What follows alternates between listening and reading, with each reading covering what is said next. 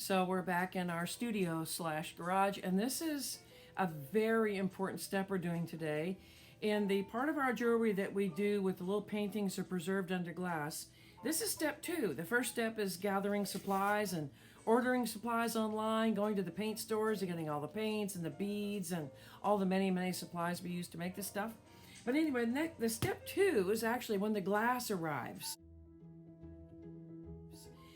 I've actually got to sort it out, and there's all kind of containers you can see over here. The glass gets sorted.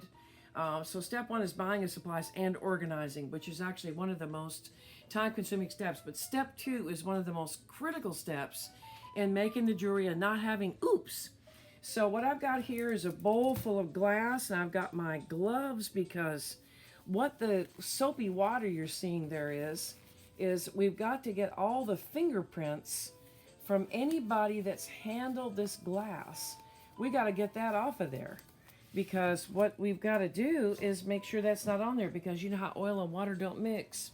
So when we go to the gluing process of preserving the painting under the glass, the glue won't stick to the glass if there's a lot of fingerprint stuff on there. And then later what happens is, once the glue is finally dry after maybe a week or so, all of a sudden little spots will show up, which you'll see in some of our oops jewelry, which you may like.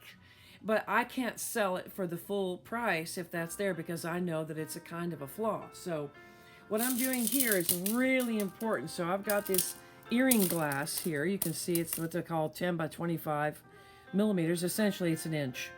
So what I'm doing is I've got it in the soapy water, and then I'm just going to dry it. This rag looks dirty, but it's just used. So it's going to go back in there, and I'm just going to continue to get the soap, to get that off of the stuff, and then these are ready to use. So that is step 2, a very important part of the process of making our jewelry under glass.